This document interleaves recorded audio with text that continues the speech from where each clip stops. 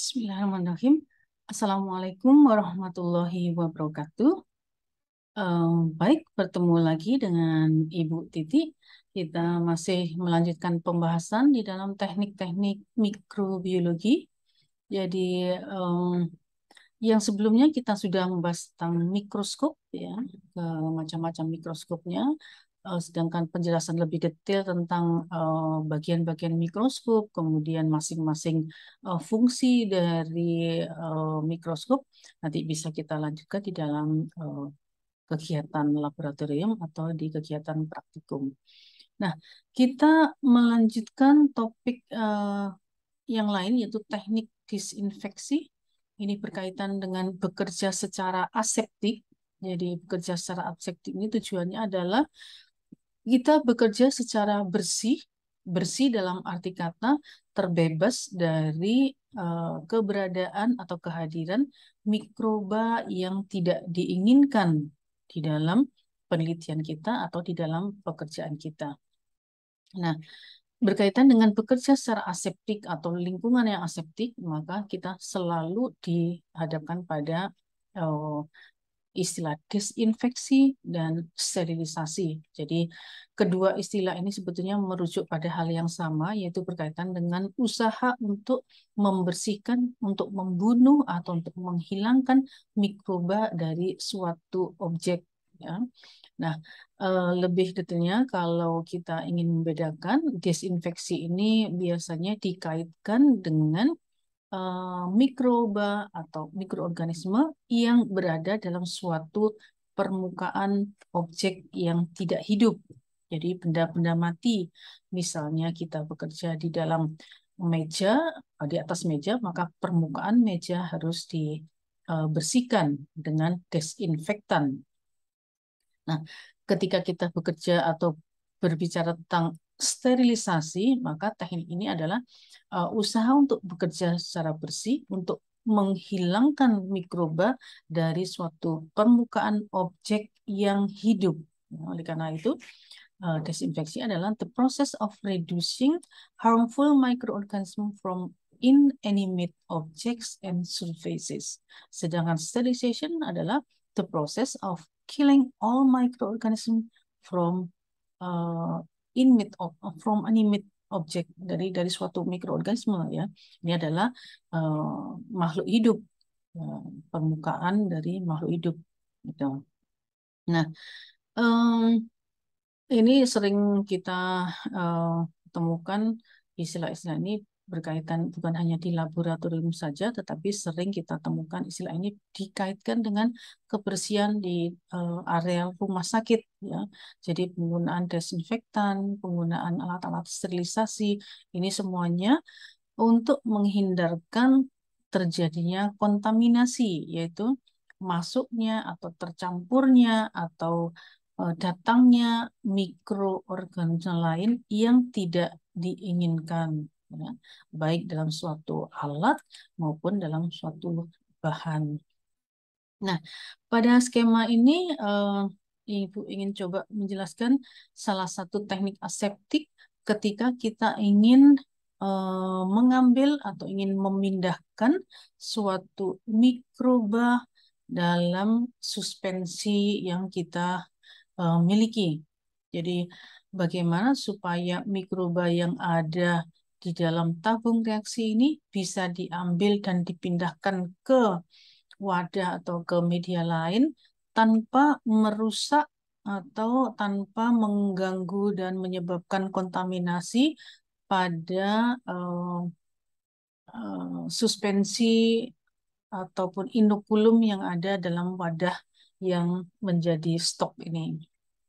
Jadi pada langkah ini biasanya dilakukan di dalam laminar airflow hood, ya, jadi dalam ruangan yang steril. Tapi tetap saja kita juga harus menggunakan bunsen atau lampu gas ataupun pemanas yang lain untuk bekerja dan untuk menghindarkan masuknya udara kotor ke dalam objek yang kita kerjakan. Ya, jadi di sini ini adalah jarum use. Jarum use ini adalah jarum untuk memindahkan inokulum Kemudian di sini ada lampu bunsen atau lampu gas ya untuk pemanas. Dan ini adalah tabung reaksi yang isinya adalah inokulum mikroba. Apakah itu jamur dalam bentuk suspensi, conidia, ataupun suspensi biakan bakteri. Ya, jadi coba diperhatikan ketika membuka kapas atau penutup tabung reaksi ini dilakukan dengan satu eh, jepitan dari jari kelingking ya. Lalu tanpa meletakkan kapas ini kita menggunakan eh, tangan kanan ya. Jadi sambil menjepit kapas tadi, tangan ini tetap kita gunakan untuk memegang jarum use. Ya. Setelah dibuka kapasnya tanpa meletakkan di meja ya, tabung yang sudah terbuka ini mulutnya didekatkan ke api. Ini tujuannya adalah untuk memastikan em, kalau ada kehadiran mikroba di sekitar mulut tabung ini akan mati. Kemudian jarum usa yang tadi sudah dipanaskan, secara perlahan kita masukkan ke dalam tabung reaksi ketika atau jika masih dirasa cukup panas, maka tabung reaksi yang sudah terbuka ini digunakan untuk eh, jarum ose disentuhkan pada bagian dalam dari tabung reaksi, baru kemudian dicelupkan ke suspensi mikroba yang ada di dalamnya. Nah, ini tujuannya adalah jangan sampai kalau jarum ose tadi masih terlalu panas, langsung dimasukkan ke suspensi bakteri, maka kemungkinan akan terbunuh bakterinya. Nah, setelah menggunakan jarum ose ini untuk mengambil inokulum, maka sebelum ditutup kembali, maka mulut tabung reaksi kembali didekatkan dekat api, ya didekatkan di atas api. Ini kembali juga untuk memanaskan. Setelah itu tutup, baru kemudian dipasang kembali. Ya. Nah, ini semuanya untuk menghindarkan terjadinya kontaminasi atau mikroba yang tidak diinginkan ikut masuk ke dalam tabung reaksi yang berisi inokulum. Nah, dengan cara yang sama kita bisa melakukan ketika kita memindahkan inokulum yang ada atau yang diambil dengan jarum use ini ke wadah lain yang berisi media cair ataupun media padat dan memindahkannya untuk ditumbuhkan ke media baru, baik media cair maupun media padat. Jadi langkah-langkahnya sama, yaitu untuk menghindari terjadinya kontaminan. Ini dikenal dengan teknik aseptik. Oke, Em, masih berkaitan dengan teknik bekerja secara aseptik tadi, kita kenal adanya istilah prosedur 5 I's atau 5 I. Di sini terdiri dari um, inoculation, incubation, isolation, inspection, dan identification. Jadi inokulasi ini ketika kita ingin memisahkan, gitu ya, kemudian menularkan ke dari satu objek lain. Sedangkan incubation ini adalah ketika kita melakukan inkubasi, membiarkan atau menumbuhkan suatu biakan. Lalu isolation ini ketika kita ingin mengisolasi. Lalu ada inspection, ini observation ya, jadi pengamatan. Dan kelima baru dilakukan identifikasi. Jadi ketika kita ingin mengidentifikasi suatu mikroba, harus dipastikan dulu bahwa yang diidentifikasi memang betul-betul mikroba yang kita inginkan. Jadi melalui proses yang sebelumnya ini ketika dipenuhi semua, maka kita bisa memastikan bahwa mikroba yang tumbuh adalah memang mikroba yang diinginkan. Oke. Nah, berkaitan dengan biakan atau kultur di laboratorium, ya, kembali Ibu ingatkan bahwa mikroba itu tumbuh di mana-mana, ya. termasuk juga yang ada di udara di sekitar kita, ya, baik pada objek padat maupun objek cair, itu juga mudah ditemukan mikroba yang memang tidak kasat mata, ya. Oleh karena itu memang sterilisasi media sangat penting.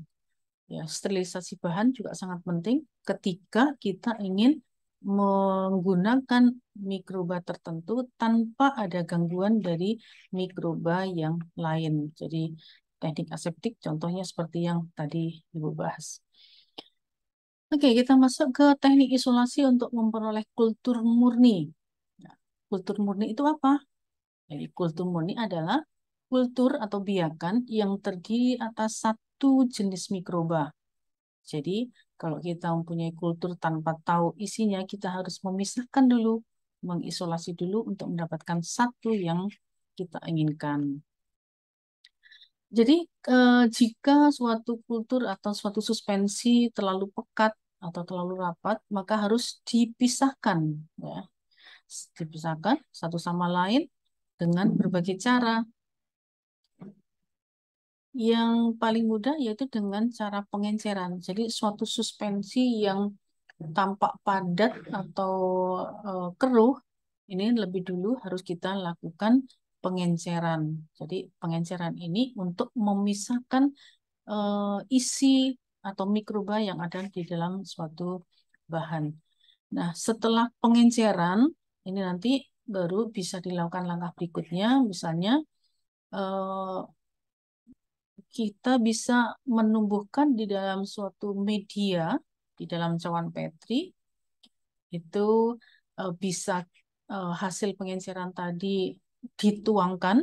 Ini kalau kita ingin menggunakan metode penuangan atau pour plate, bisa juga dengan cara meneteskan suatu suspensi kemudian disebarkan.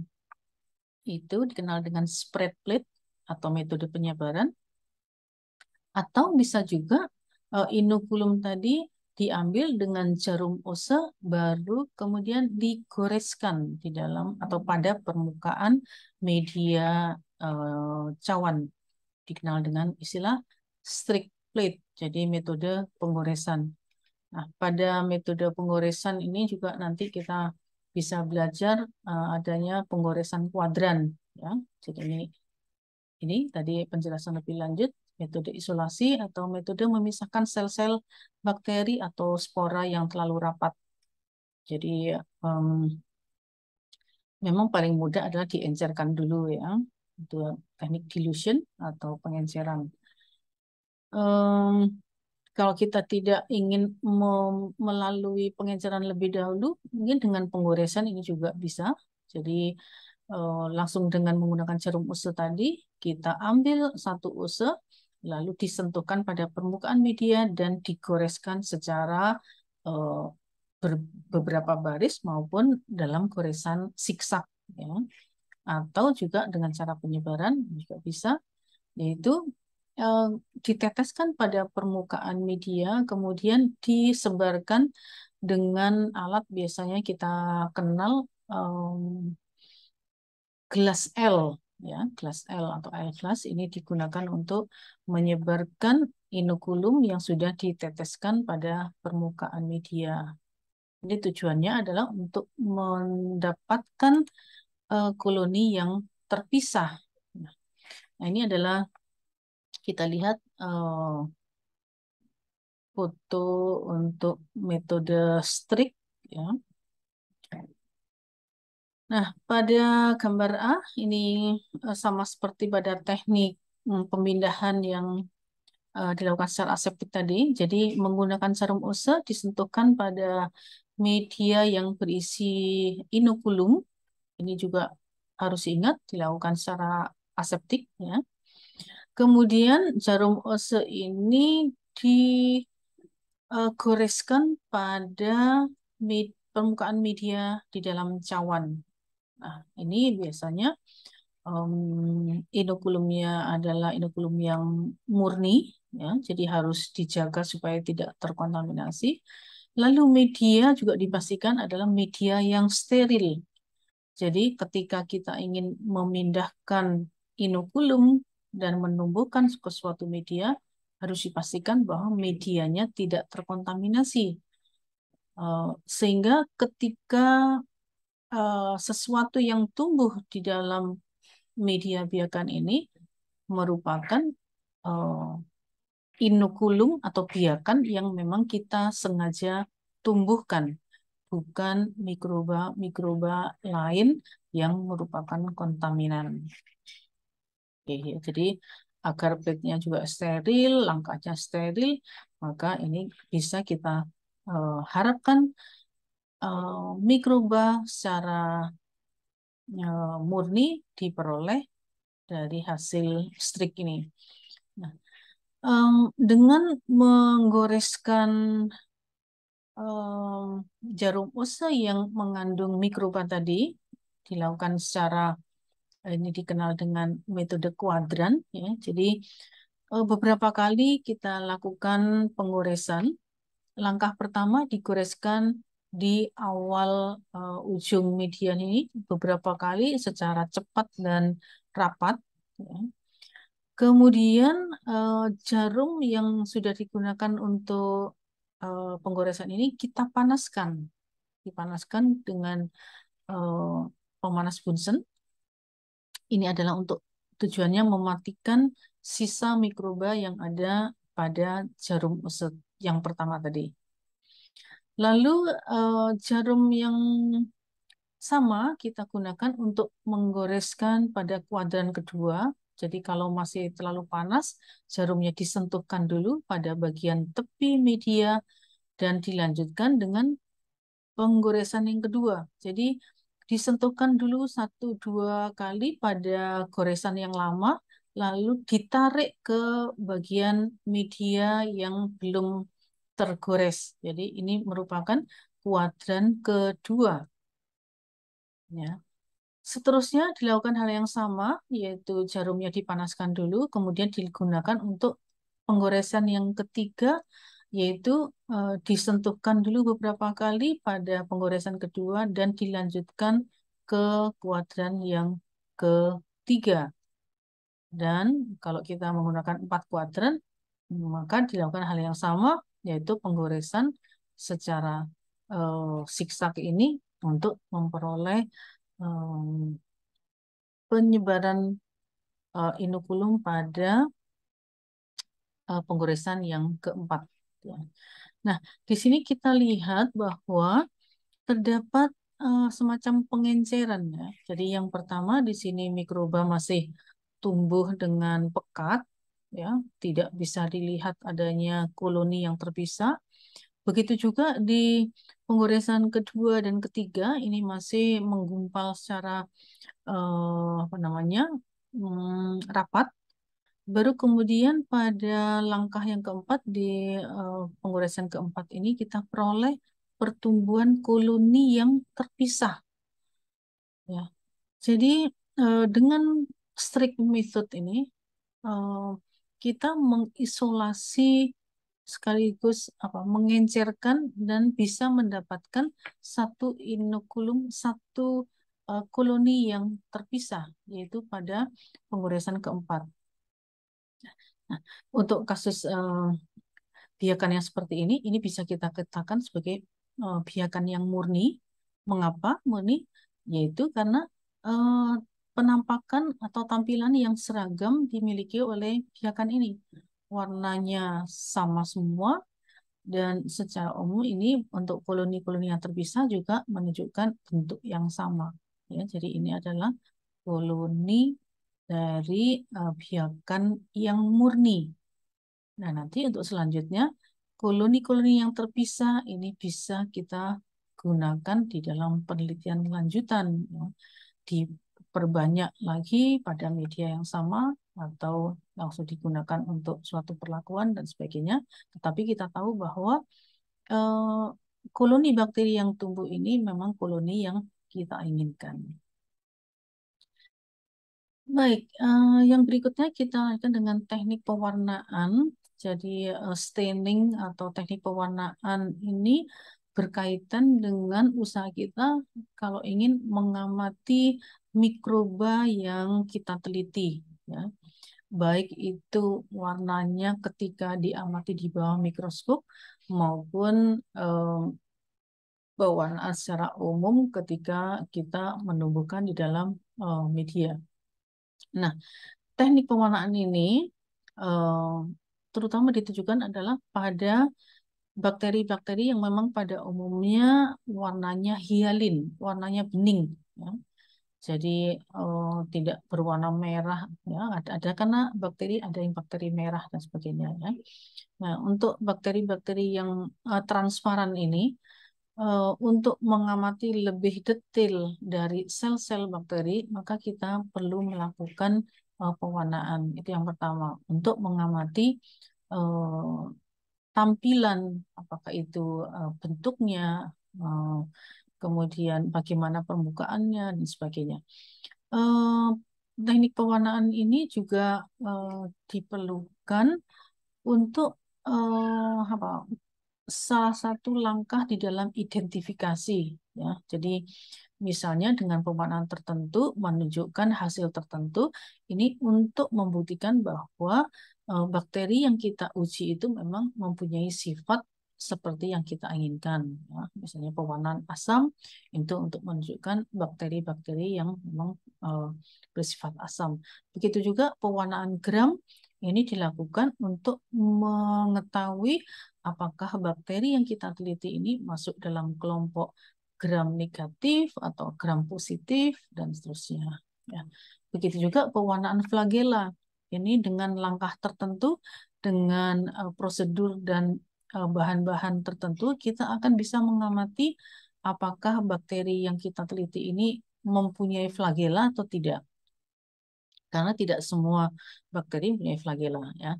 Kemudian kalau terdapat flagela, apakah flagelanya hanya satu atau flagelanya dua dan seterusnya. Bisa juga untuk mengamati bagaimana penyebaran flagela. Ya, ada flagela yang hanya ada di satu ujung dari sel bakteri, ada yang masing-masing di dua ada di masing-masing ujung, ataukah flagela itu tersebar merata pada permukaan sel bakteri. Nah, itu juga merupakan salah satu karakteristik atau karakter yang digunakan untuk mengidentifikasi suatu bakteri. Nah, ini salah satu tokoh penting yang berkaitan dengan pewarnaan, yaitu kita kenal adanya Bapak Christian Gram, ini penemu pewarnaan diferensial yang dikenal dengan pewarnaan gram. Jadi pewarnaan diferensial ini untuk membedakan apakah bakteri yang diamati itu em, merupakan kelompok yang kita cari ataukah tidak. Jadi dengan pewarnaan gram yang dikembangkan oleh Christian Gram, kita bisa menyimpulkan, meskipun nanti diikuti dengan cara lain juga, untuk mengelompokkan apakah bakteri tersebut gram positif ataukah gram negatif. Untuk kelompok bakteri yang gram positif, maka di akhir langkah di akhir prosedur pewarnaan ini akan kita amati sel-sel bakteri yang berwarna ungu. Ya, ini diamati dengan mikroskop majemuk dan perbesaran yang kuat, kita bisa mendapatkan sel-sel yang berwarna ungu. Sedangkan untuk gram negatif ini ditandai dengan sel-sel yang berwarna merah. Nah, ini sudah banyak digunakan, meskipun nanti untuk memastikan lagi ini bisa digunakan cara-cara yang lain juga. Tapi dengan pewarnaan ini eh, langkah-langkahnya jika dilakukan secara hati-hati dan dilakukan secara baik, maka kita bisa membedakan apakah kelompok bakteri tersebut kelompok gram positif ataukah gram negatif. Oke, baik. Ini beberapa contoh mikroba yang sudah banyak kita bicarakan tadi, ya. Ini adalah kelompok bakteri. Bakteri ini kebetulan adalah bakteri yang berbentuk batang atau bacillus, karena ada bakteri juga yang bentuknya bukan batang. Jadi misalnya bentuknya kokus ataupun spiral. Nanti ini akan dibahas lebih lanjut pada topik bakteri. Nah, ini adalah contoh jamur ya. Jadi ini Miscelia, kemudian ada conidiofornya atau tangkainya dan atau Conidiospora, dan ini spora atau kumpulan spora yang berwarna hitam ini kalau dipecah ini mengandung spora yang sangat banyak. Jadi ini tampilan umum untuk menunjukkan jamur. Ini berbeda dengan bakteri tadi ya. Kemudian ini ada contoh protozoa, Giardia dan amoeba. Ini mikroba yang bentuknya bisa berubah-ubah. Dan ini adalah kelompok virus, ya, dan dikenal avian flu. Ini virus avian flu. Ini bakteriofag. Ya, jadi bakteriofag ini adalah uh, ini ya banyak juga diteliti berkaitan dengan mikroba. Tapi ini juga merupakan kelompok yang eh, dikenal sebagai parasit obligat. Jadi keterkaitan dengan inangnya sangat kuat sehingga tidak mudah dibiakkan seperti halnya kita tadi menggunakan jamur atau bakteri. Ya, itu yang bisa kita biakkan di dalam media buatan. Oke. Baik, jadi itu merupakan bagian akhir dari teknik-teknik dalam mikroskopi maupun sterilisasi, begitu juga bekerja secara aseptik, inokulasi, dan sebagainya. Mudah-mudahan bisa dipahami. Nah, lanjutnya kita akan membahasnya lebih banyak pada kegiatan praktikum. Terima kasih. Assalamualaikum warahmatullahi wabarakatuh.